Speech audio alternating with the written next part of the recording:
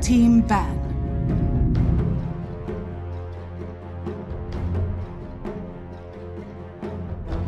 Radiant team pick.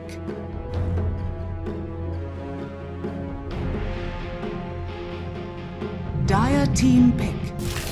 Weaver. Dire team pick. Radiant. Okay. All good on your end? Yes, I hear you. Okay, now the crackling's gone. Good. Go in a couple seconds, just nothing out. 10 seconds remaining. 5 seconds remaining. Radiant team Right. ban. Beastmaster. Let's go with this. Let's deck. Focus your camera. It is time, ladies and gents. Welcome to the DPC Eastern European 2nd Division. And wow, what a start. What a day. What an absolute thriller to be here and obviously get to cast some great DPC games for the first time. And what a setup as well for Eastern Europe, with some great teams going up against each other's, and obviously some historical teams in some sense. Gambit coming in with a so-called farm team here called Gambit Esports. We know about the original name, and obviously Gambit will be playing in Division 1 as well under Gambit Monaco. So don't mix these two teams together. And we have another one which we'll talk to you in just a second, because it is Bait. It is a team that has been going through some reforms and some changes. And with me, obviously with T-Panda, we have Harry Freak. Nobody else that I'll be happy to share the casting booth with. How are you doing, man? We're so excited for DPC. 5 seconds remaining.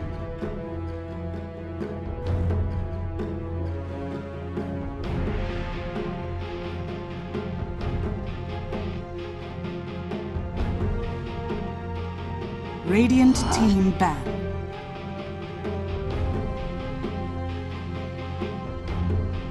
What I really like about this is we didn't have proper time to do some good introductions, etc., because this draft is just going super fast. We'll get to that in just a tiny bit, but some preparation to get this whole thing underway. $75,000 is what is being shared between teams in the 2nd Division, and only 6 of these 8 teams will end up scoring a little bit out of this season. $7,000 at the minimum. The bottom 2 will be dropped out. The top 2 go to Division 1. So keep that in mind. It is the same setup, the same system as we had in the previous season, or well, the DPC circuit for 2020-2021.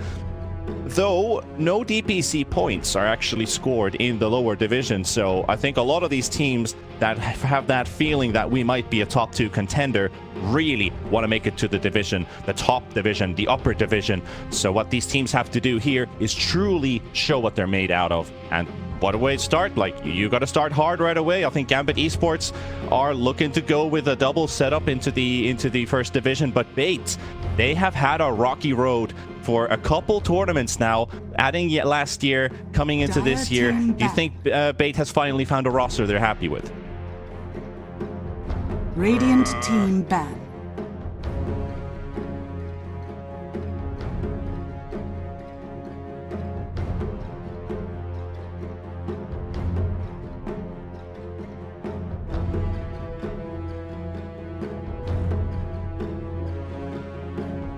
Seconds remaining.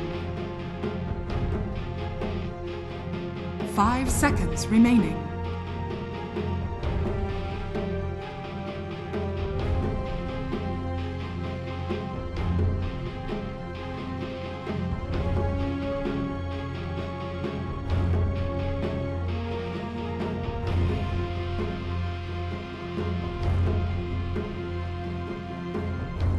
Some late history, some past history, considering a tournament like D2CL that was just a moment ago, played out in the last few weeks of November. Bait ended up being last place. They had to swap a couple players around, start rebuilding and reforming, but a couple other teams outside of Bait and Gambit, on the first 2 weeks, you could almost say, or first 1.5 weeks, they ended up losing every game at the start of the tournament and started winning at the end. Teams like No Marcy that got picked up by Windstrike getting the entire roster for themselves for DPC. Another one which was like, for example, Hellraisers. They started off win-loss, win-loss, win-loss. Some other examples like from the Western European scene, you had Creepwave, won every single game and just stomped through, but lost to Hellraisers in the playoffs. Couldn't secure that victory in the tournament. So for Bait, I think they've had only a limited amount of time to look at their roster. What pieces are we missing? What do we want to add into this roster to get things off with? But I think that's enough about team prep. Let's talk about draft. And you are the analyst and the expert on this topic as well.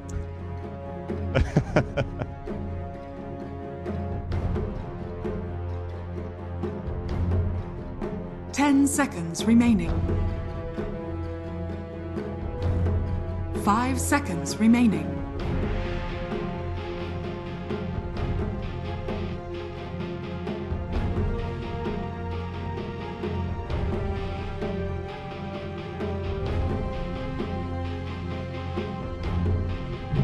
Radiant team pick. There's a warrior.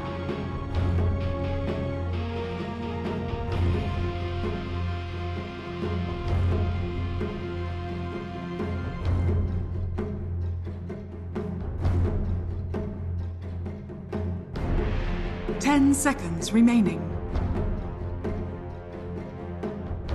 5 seconds remaining.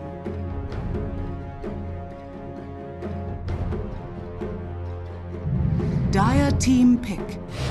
Grimstroke. Agreed, I agree. Like, they have this really good snowball potential regarding tower push as well. Like, you usually look at this roster and you're kind of like, do they have tower hitters? But they do, because you think about the Beastmaster getting a good early timing with Helm of the Overlord. You're definitely going to be taking down early towers. You have a great lineup for this early mid-game brawl. You're ready to take fights. You have very low cooldowns as well, even with the addition of the Grimstroke. And now you have some synergy with your big team fight ultis with, like, the Beastmaster Double Roar, for example, coming out, which is really good. And Ursa loves to fight against these closely packed up opponents, which Soulbind allows you to get. Plus, Inkswell on Ursa and Beastmaster, really good way to approach. And you have an Invis Sukutsi Weaver that could also go in with Inkswell and stun people from who knows where. Phantom Assassin.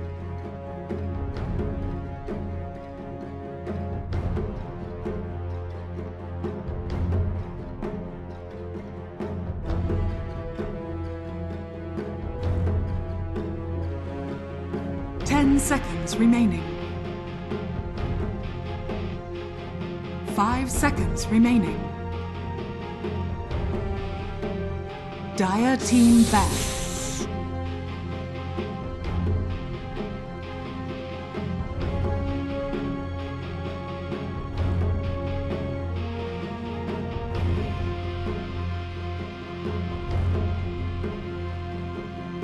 Radiant team ban.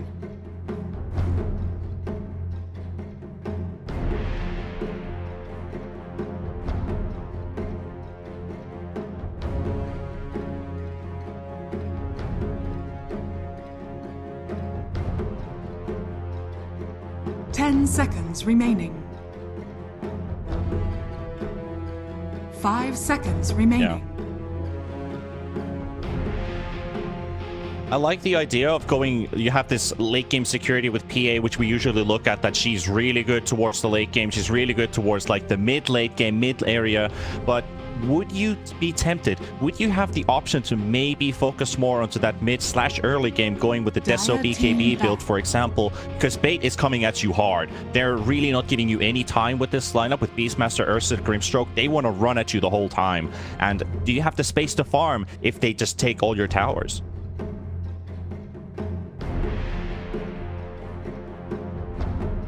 Ten seconds remaining. 5 seconds remaining.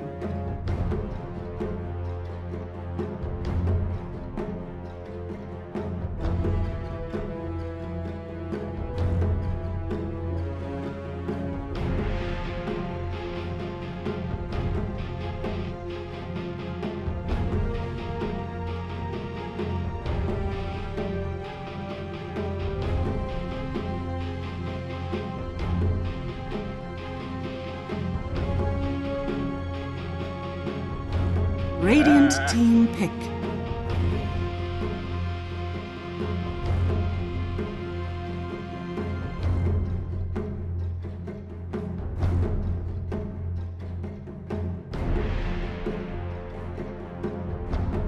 Well, we have our final bans are all through and 10 final picks seconds coming out. remaining. Bait, they barely have any time here. They have to lock in Dendy's 5 hero most seconds likely because remaining. I have a strong Dire feeling the team Scrimstroke's gonna be a support in the end. We gotta bring out the Queen of Pain. So at the moment, we're looking at Void Spirit versus Quap in the mid matchup.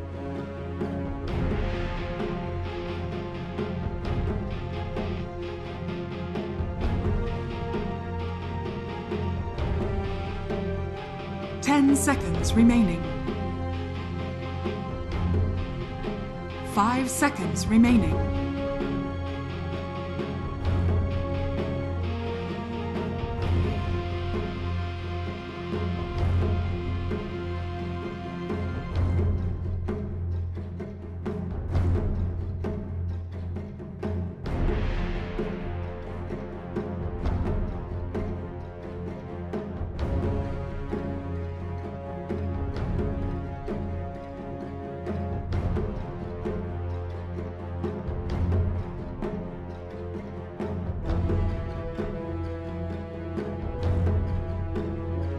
I'm also thinking that you need some kind of a catch hero, but with the Queen of Pain, you usually want to look at the hero like Puck. Is Puck 3 still a thing? Because it was a niche pick at some point. Some people like to play it in the off lane. You still have that coil against heroes who have some mechanism to get out with blinks and stuff.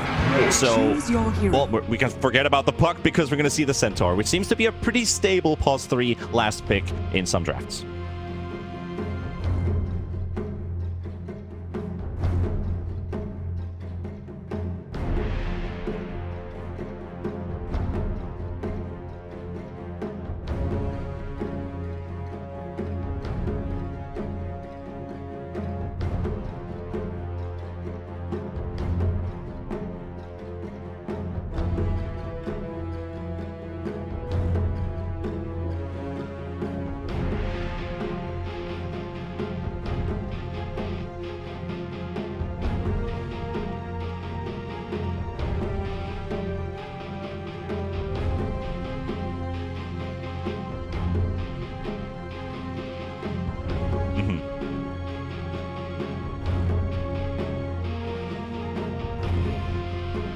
I'm also kind of feeling like, is the experience a bit better? Does Gambit have a more solid lineup? Bait has only had scrims with this new roster. How does it all come together? Do they really have to rely on their communication with that early push? Because things can go wrong really, really quickly if you don't keep that package intact when it comes to your early game. When you're very early game oriented.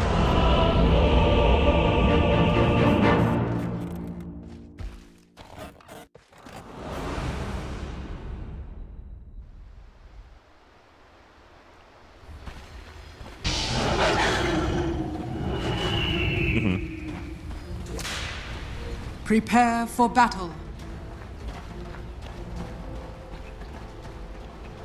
All right.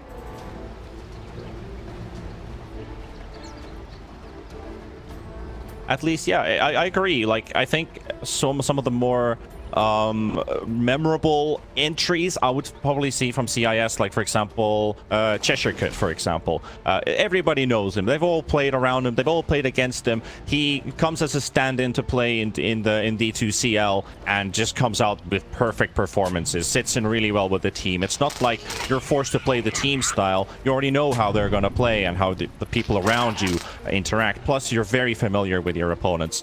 So, like, stuff like that. I agree with you. Like, the honeymoon period really can pay off here for Bait. Oh. Laguna almost walking into a bit of a trap here. Testing the waters.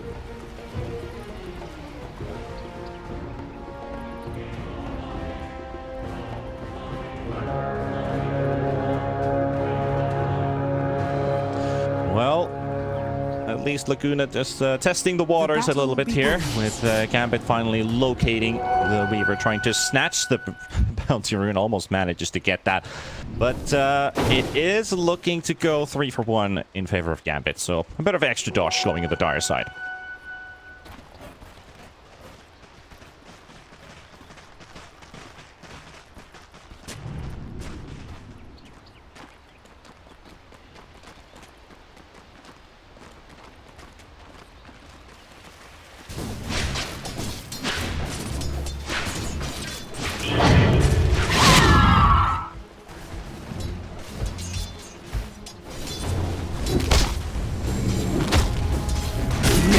Kind of thinking about the synergy here between the Snapfire and the Centaur when you're going up against Ursa. Ursa is considered to be like a really good melee versus melee matchup carry hero, because you're capable of trading a lot better. You can still live off of being the so-called shark in the lane without, if you miss a couple CS but score a kill, it's still probably looking better. But how does this Snapfire Centaur come into play? Do they have good kill potential in this lane? Like they have the combo with the stuns, at least a bit of minus armor. Is it enough to kill an Ursa? I wasn't aware you were capable of speech, Ursa.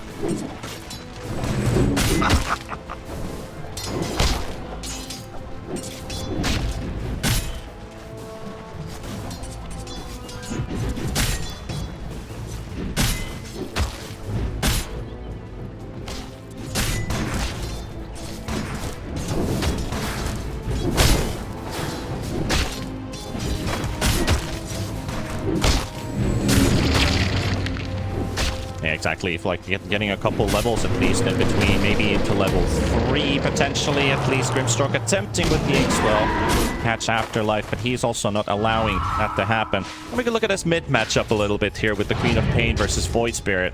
We're still waiting to see if Dendi wants to go for 2 points into Dagger, but I believe we're going to be seeing a Scream max out of this Queen of Pain.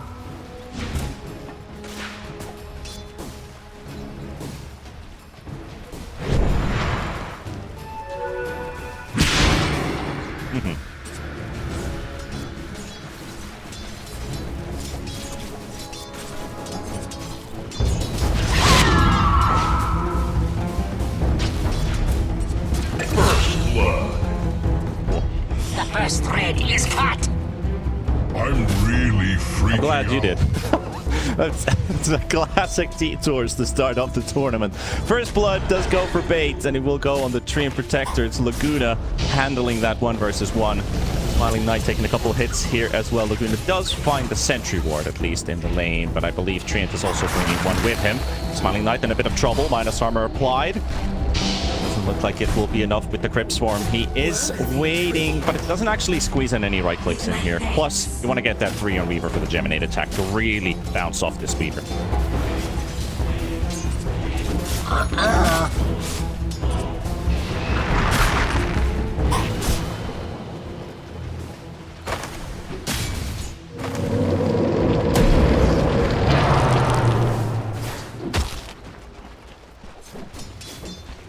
Yeah.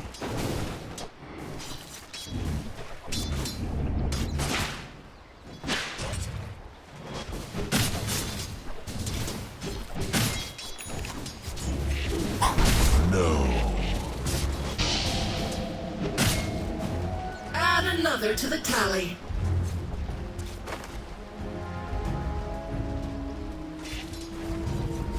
I do actually like the way that you pointed out the protection of this this entire top area of Radiant's keeping middle up tower mainly is under attack. these trees up. So this middle circle right here, because you usually see the Treant Protector's trees are cut down completely, and that hinders your capability of trading in the lane, showing yourself in the lane. You can only rely on either the other side or completely just rendered useless in the lane. So I like the point where that you actually pointed it out, because I wasn't thinking about it instantly, but it makes a lot of sense that they spent their early seconds just protecting these trees. Yeah. Great success.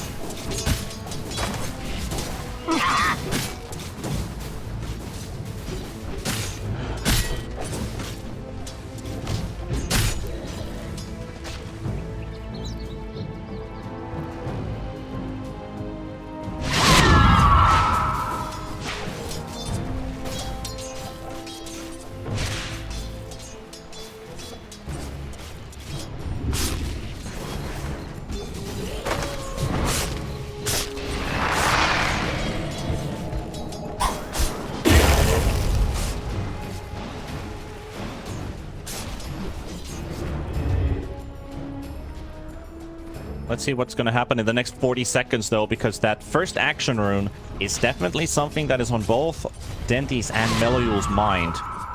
And maybe if we see some supports moving into mid, because it is usually a 1v1, maybe even a 2v2 with one support each rolling into mid. But that does leave heroes like the Ursa and the PA alone in the lane. We'll have to see if it is the pulse force who move in the end. Attack.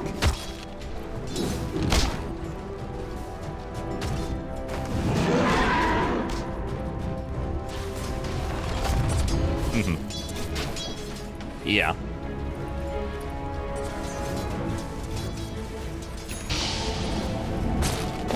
Speed and precision. Yep. And that is exactly what happened. We've got 3 bait heroes in mid, both sides being contested. They secure the haste rune. Grimstroke takes it away. But that also does leave Seiyu with not the opportunity of going for a quick move towards maybe mid, towards top with the help of the haste rune, because a Snapfire with haste, you've got all of your abilities up, that's nice, but that also leaves Afterlife very alone at bottom. Stun connects a lot of debuffs, 6 stacks of Fury Swipes, but not enough to kill the Centaur, though he can't go to CS range.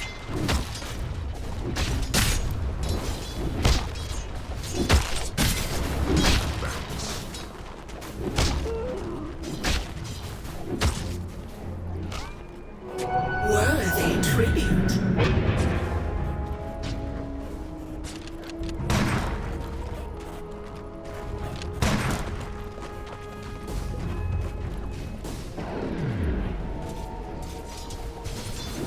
I think not.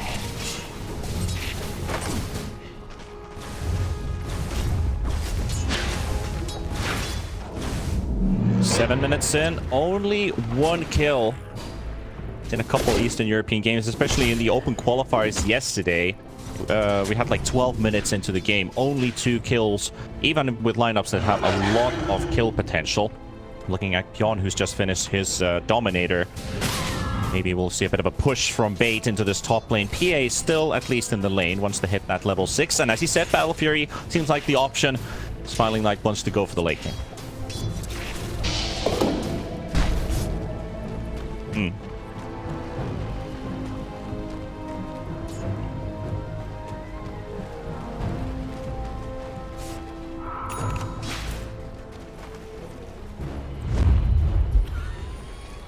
Radiant are scanning.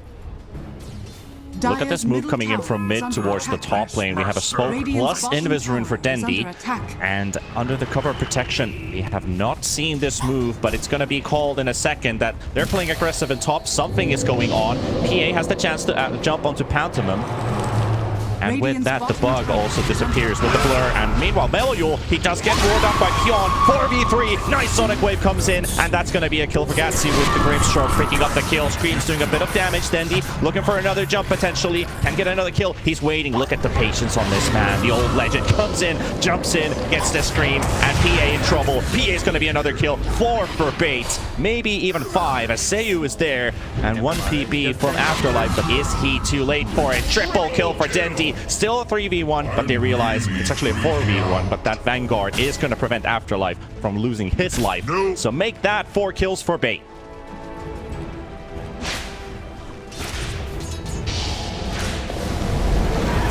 Dire's top tower is under attack.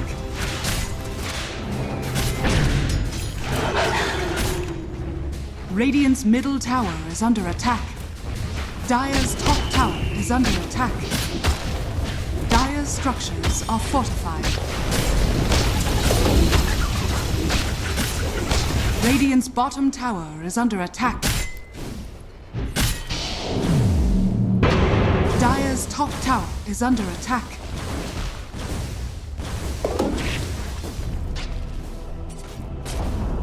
Dire's top tower has fallen. Radiant's bottom tower is under attack. Now with almost 10 minutes onto the clock, that's going to be the first tower kill on the top lane. And Bait, they can slowly start opening up that push, start taking map control away from Gambit. Gambit has to prevent that from happening, but as mentioned with that previous team fight, they are pushed back a little bit. It's still not a grim situation for them. They have their PA farming, closing up on that Battle Fury. Has all the corrosion already picked up. Radiant's bottom tower is under attack. Radiant structures are fortified. Twice the measure of power. Yeah.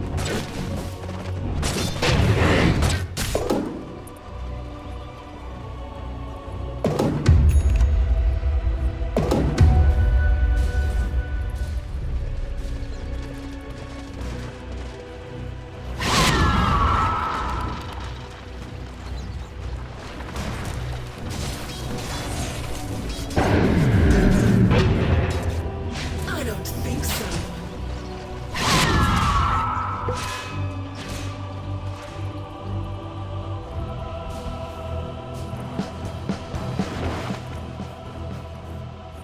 What do you think about the item build for Quap? She hasn't still revealed anything, as Gutsy looks to be a potential pickup here for Gambit. Has already popped the preemptive Gates and actually turns around for the stun on 2. Really nice aggressive play there from the Grimstroke. Might lose his life in the end. Meliul goes for the aggressive jump. Then Dendi is right there as well. Dissimulate is available for Meliul. We'll use it to escape back onto the high ground. It's a quick kill.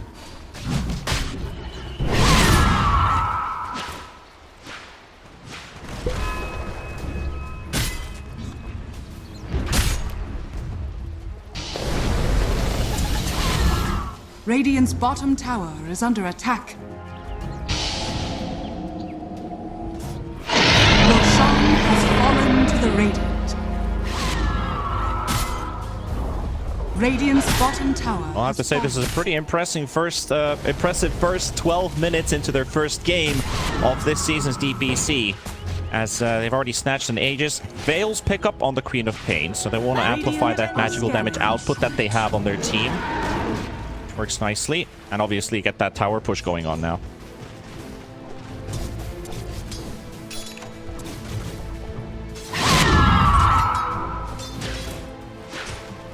Denied.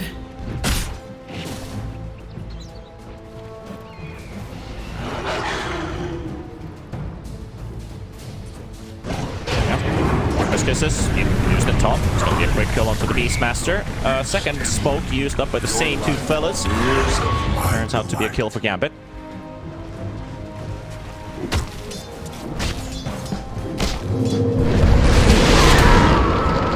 Yeah, talking about mid lane. Maybe actually get the Centaur kill, but he's so tanky. Getting healed by the tree invincible. Looking for the 4-man ulti. Not enough to save Afterlife. We'll be going into the afterlife, literally from that, as Dendi picks up the kill. Though, Fate is not able to commit to the tower. This the power of the Treant Protector. You're gonna go all in or nothing.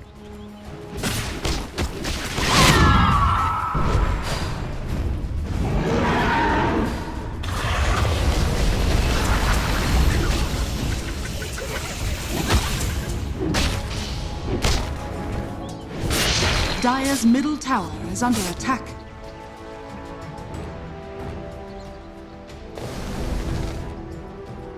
He's moving out. Bait is also regrouping once again. Moving away from this mid lane.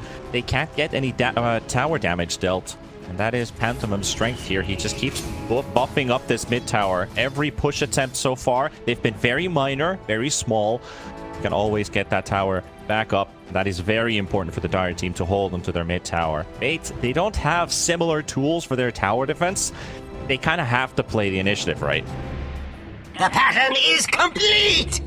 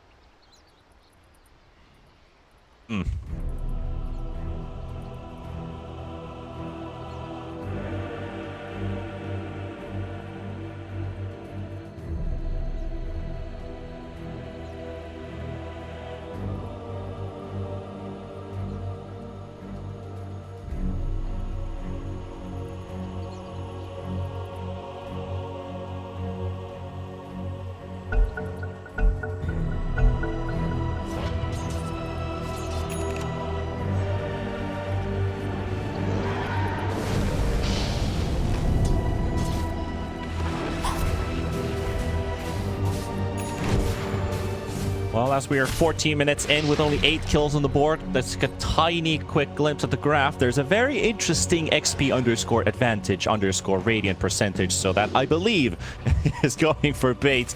But the gold graph's very minor, XP very minor right now. Still neck and neck, at least in terms of money and economy as a total, though. But that Aegis is about to expire in 2 minutes. I'm pretty sure Bait wants to use it. And like that being said, they will smoke up as 3. Instantly breaking the smoke is violent, but the rest of the squad leading the front. Melayul, prime target here. If they can get potentially a soulbind connected, maybe then they can catch him, but they're gonna let him slide for now. Waiting for the Weaver to show up as well. Laguna is in place inside the Roche pit, and they're look at the way they take this control over the jungle. Very systematic, very careful.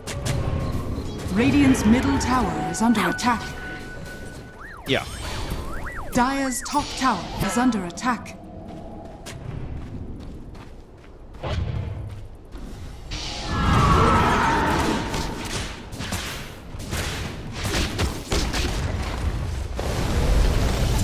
Dire's top tower is under attack.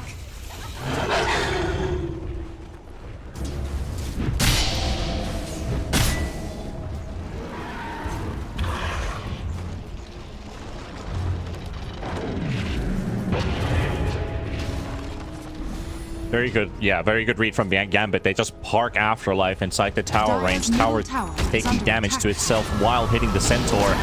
And the Diffusal now ready on the Ursa. Laguna will run into the Centaur, break his Blink Dagger, but he's still going in. Baiting at least for a little bit. Trying to get some information on Bait's locations. Where are their heroes? Where are they right now? Trying to draw them into the Centaur. He knows that he can be the frontliner right now, and he's somewhat immortal. He has been killed once, and he will catch Laguna. They get the connection as well with the Aether Remnant. Does get a really good time lapse though, and the turnaround from Bait. They do force out the Stampede. The Yules into the air. Stun does connect onto the Centaur still. Violent on the hunt. Dendi aggressively blinking in as well. Have that DD rune with the haste as well. Double action rune on Dendi, and he's hunting for more. He's looking for another one. Goes for the aggressive blink onto Seiyu. Does a lot of damage with the scream, but not enough. And now he's trying to line them up for the Sonic Wave. He's still 1v3ing here. Baiting the tree to drop the overgrowth, drop the base, but he's not doing it. And with doing so, they're going to secure this mid-tier 1. Dire's middle tower has fallen.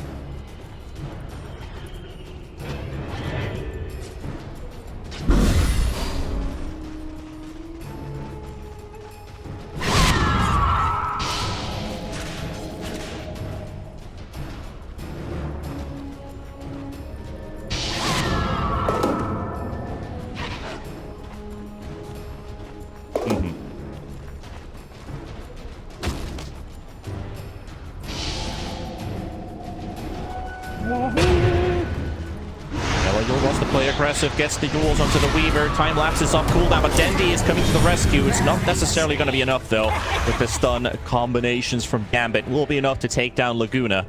And the threat of the Weaver roaming around the map, he's gone for a couple seconds.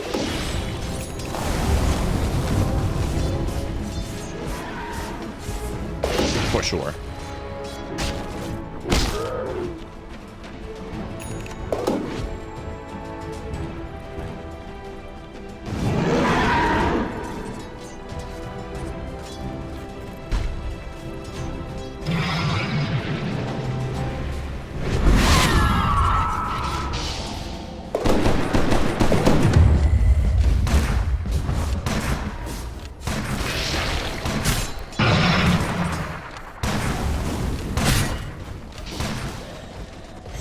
For Gambit, yeah, it does look like they found a way to kill the Weaver, but they have to commit like 2 to 3. They always need a +2 on it, because they need a follow-up. When you have War Stomp, you can get the Remnant to follow it up for a second, then you have Cookie Stun. If things go south, you still have the Overgrowth, which you probably would want to save for a bigger team fight. Talking about a bigger team fight, they also dropped a scan on the high ground, and they found Bait's location. They are constantly moving around this top jungle area, keeping the top lane pushed in. And trying to heal the tier 2 tower as Pion just wants to keep the lane pushed in. And they are coming in with a 4-man smoke. Do they surprise Bait? Nice. Really good combination. They just put everything on top of Pion. But they do use 2 ultis for this kill. Buying a bit of extra time for the PA to farm. And these are important kills.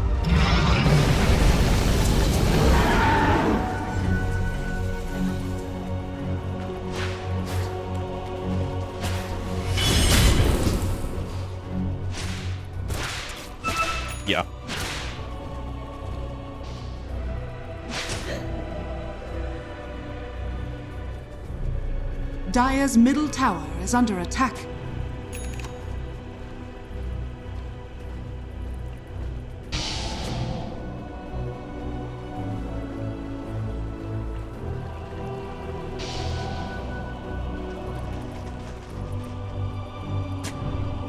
Looks like they're now also moving inside the Dire triangle. Potentially putting vision down at least. Dandy is scouting out for wards. Gutsy also doesn't have any ops wards on him right now. Can actually look. They do have... there's actually 0 wards in stock right now for bait. They do have a shop in the store. Sorry, shop in the store. Sorry, tome in the shop. That's getting lost with words already. 20 minutes though. Blink Dagger picked up on the Ursa. We're going to see a lot more mobility from Violent.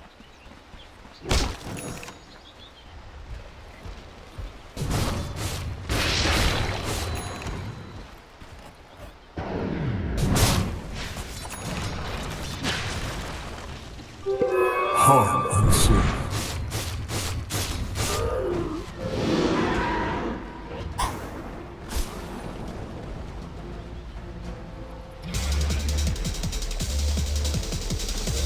Dire's bottom tower is under attack.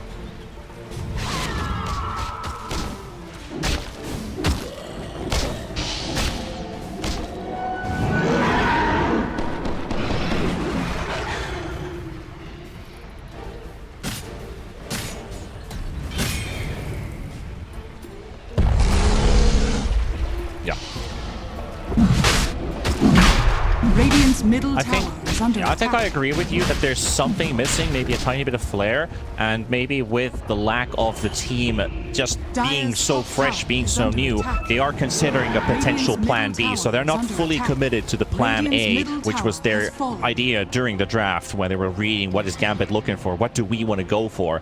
They have these second thoughts that, hey, we might have to go late game. And if we do end up there, how do we fare? What do we do there? Maybe they are second guessing their main plan. Who knows? We're just trying to read the situation. But Gambit coming in from the other side, they've located themselves. Yeah, Mellow does actually get popped as Dendy goes for this quick blink in, popping 3 smokes from Gambit. Gambit on full retreat. They have the vision advantage. Dire are scanning.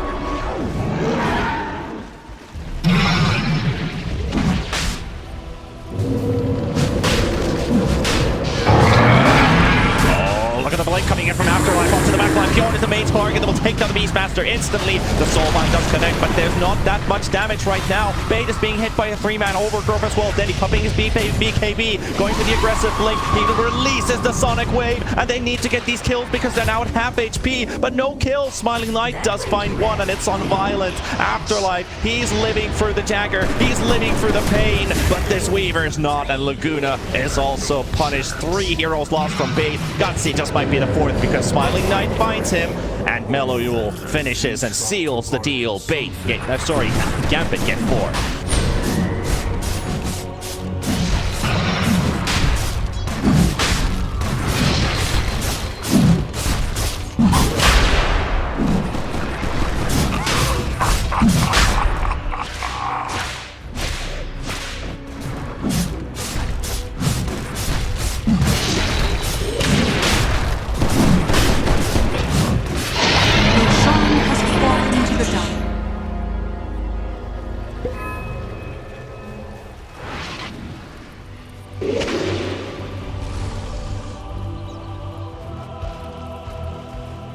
$15 kills now with that 4,000 gold lead. Gambit, in the first time for this game, is now in the lead, at least economy-wise. Afterlife, however, located with the Roar, but can they get this kill? He's super tanking with his Centaur. Really a difficult job here for Bait, but now with the help of Dendy and Violent, they do get the close-in on the Centaur. War stuff comes through. Seiyu TP's out. They're gonna leave the Centaur for dead. Maybe even more. Smiling Knight decided to go in, though. He's 1v4ing this fight by himself, and he takes down Pion. Dandy at half HP. He does have a BKB. He just blinks out, but now Violent is the one who's all alone in between 3 Gambit heroes. Gatsy, Laguna coming in as well. Another jump from Smiling Knight, but Gatsy does have himself that Ghost Scepter, so PA is unable to deal out any extra damage. With that, looks like the fight does finally calm down to a 1-to-1 trade. Your work.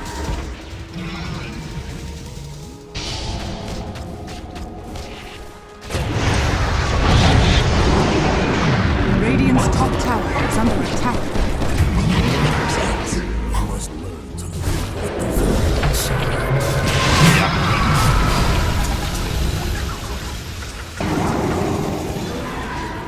Smiling Knight is definitely feeling the confidence, getting buffed up by Solar Crest and Treant Heal. He is very, very hard to kill. 1000 HP almost with a BKB plus an Aegis. Gambit are feeling themselves right now, gaining the advantage back on their side. They know that the clock has been ticking for a while, and for them, the clock's starting to look like a, I don't know, is the bell starting to toll for bait? Radiant's bottom tower is under attack.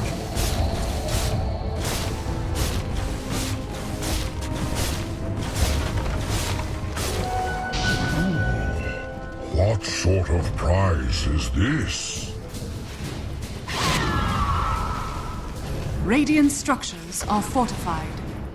Dire's structures are fortified.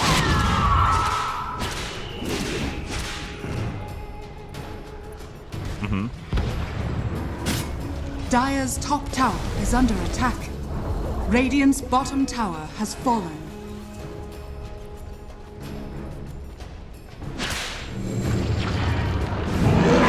Yeah. Pretty much, yeah. Like, there's still room for error. We're just humans, you know? We're not flawless. There's always the possibility that one end ends up making a mistake, so for sure. But that's still a very small chance that you're leaning onto if you're bait, so they want to make some plays happen soon. They're just not finding any openings on the map. Plus, with that Aegis still up, they know that Gambit want to take a full-on team fight if bait ever forces them into that situation. So even with this top push, they're very cautious.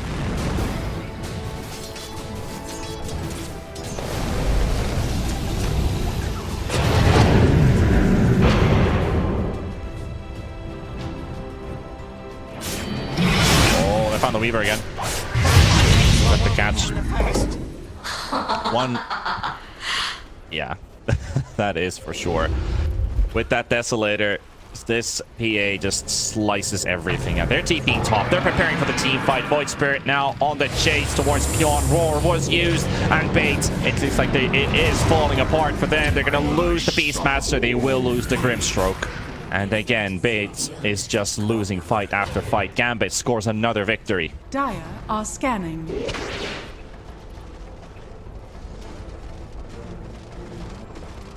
Radiant's middle tower is under attack.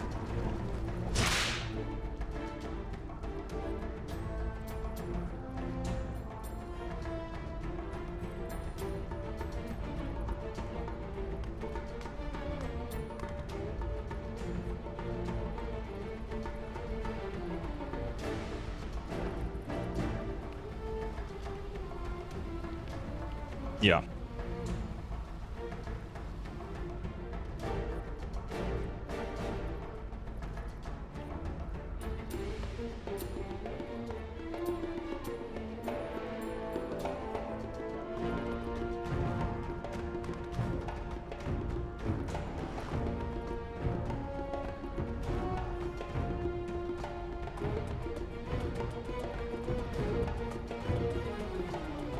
Bait getting the goal sign. Apparently there was something going on with the settings. It should be fixed by now as Gambit slowly noosing, closing the noose, so to say, onto Bait. Trying to take their map control away. Melio finds a target. He's also being jumped on by Violent. Wants to be a bit careful here when two big cores are around Afterlife. Regeneration. Getting vision, he's giving information, but then he gets the blink out. That shard is so good.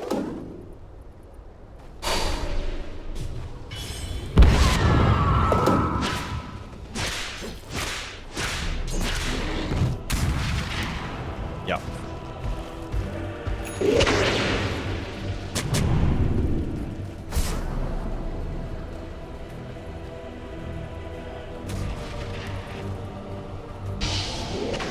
Knight also holding onto a Fan of Knives.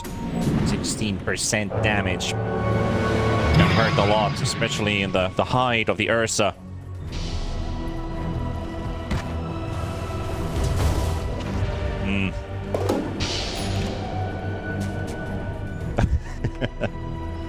Agreed.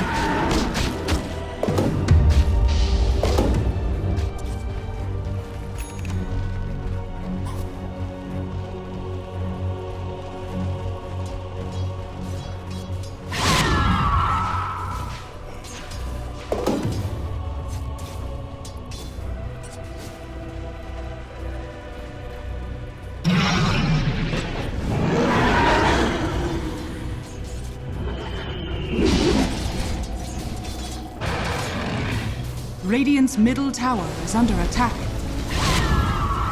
Dire's top tower is under attack.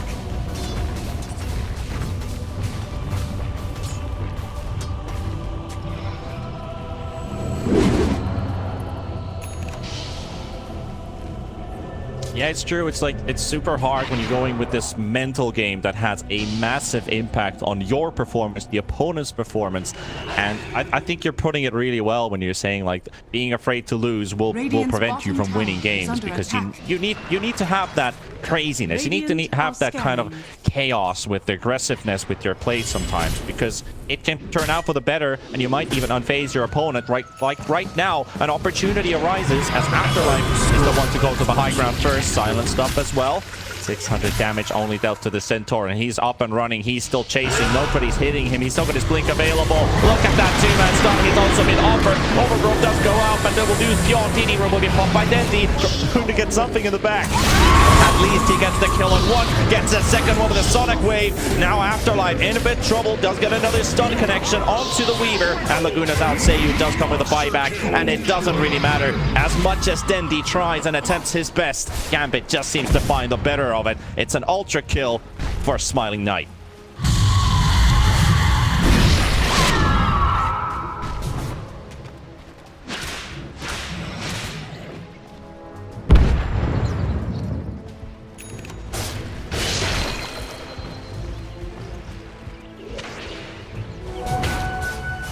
Radiant's middle tower is under attack.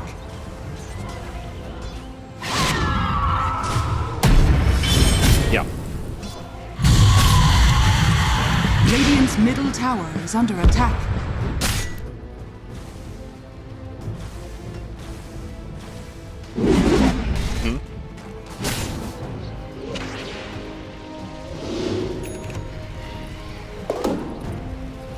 Radiant's middle tower is under attack.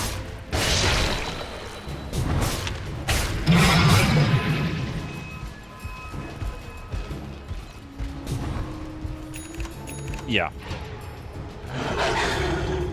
And their lineup just becomes more and more easier to execute as time passes by, because they know that the power of this PA is real, and it's just unmatched.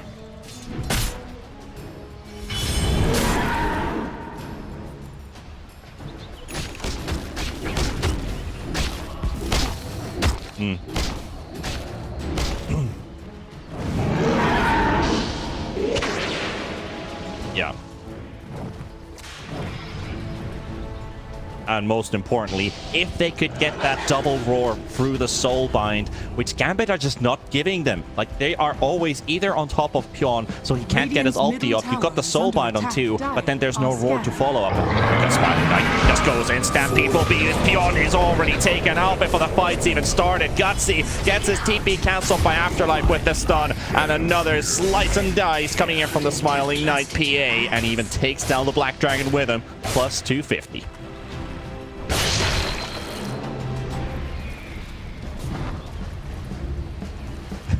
Are you lost?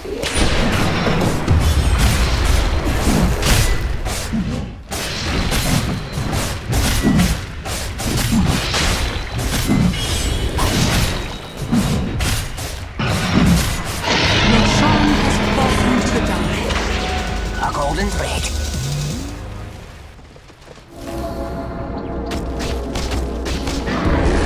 Hunting bounties.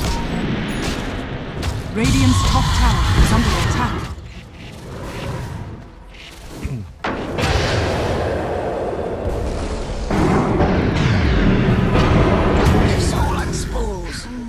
Laguna just gets solo killed by Meloyul. That's how powerful this Void Spirit is now. That when they were struggling with catching the Weaver a couple times, now Meloyul can just solo kill this all the way from 100 to 0 Radiant's middle with that tower is E-Blade. under attack. Kaya and Sanj, a lot of damage on this Void Spirit to apply, even by himself. Gambit, they get rid of the mid-tier 2 tower. TP is coming in as well from the Void Spirit. Does Gambit decide to go to the high ground? They're waiting. There's a DD rune that could be also picked up.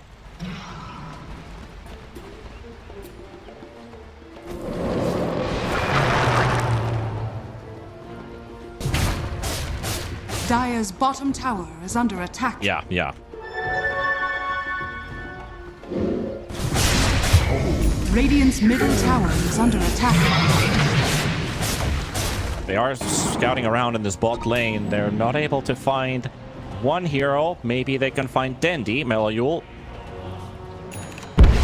He's taking a nice little detour, but Dendi actually reveals himself, and now Meloyul's steeping out. So Dire's top tower he's is happy under with just attack. keeping up the push. They've got 25 Radiant's seconds without the middle Grimstroke. tower is under Lip attack. has been used as well, so there's no more defensive tools for Bait. And the jump onto the backline, catching the Weaver, and this Weaver is just going to say goodnight to himself because, well, nobody else is there to tell it to him.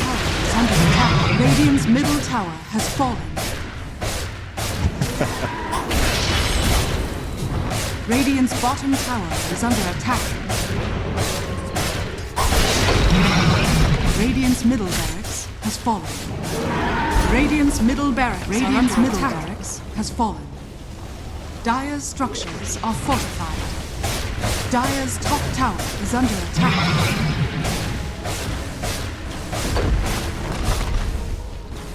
Yeah, this first game is a lost cause at this point, so it would make sense that they're preparing themselves for maybe potentially one team fight. Maybe look how they synergize a couple of things, get themselves like a good feeling at the end of the game, because they know that this is very hard to salvage into a victory anymore, or even a comeback. It's obviously always possible, but even the Gaben graph tells us that 1%, that's a very, very slim possibility, and Smiling Knight is not going to let go of that. 12, 1, and 5 on this PA, been a part of 17 out of the 22 kills for Gambit. Tells how much they've also been halting their game until PA was online. And things have worked out nicely for them. Now he has that Aghanims as well, PA, which, by the way, is one of my favorite Ags in the entire game.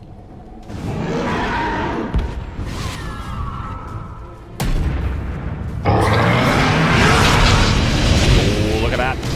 One potential fight here, but Violent, does he have the damage to take down the Centaur? He's going to get jumped and bashed by Abyssal by the Knight. And again, another dagger bash flies in. Abyssal being perched up as well, so he does get himself away for a little bit longer. Dendi goes with the blink out. Gambit, they've taken one kill. That is the Grimstroke. Can they finish off the Ursa? Very low on HP, 600 remaining. Meloyul doesn't go for the aggressive dive. Smiling Knight has also used his BKB. Does have an Aegis up for 120. They are smoking up. They know that this is do or die time. So good timing, good thinking about it. But meanwhile, Dendi in trouble and gets bursted from 100 to 0. And he's back to the graveyard. Smiling Knight now leading the charge to the high ground. One more lane to go until they can secure Mega Creeps and potentially the rest of this game. The rest of his boys waiting on the low ground. Radiant's top tower has fallen. Your anger is useless.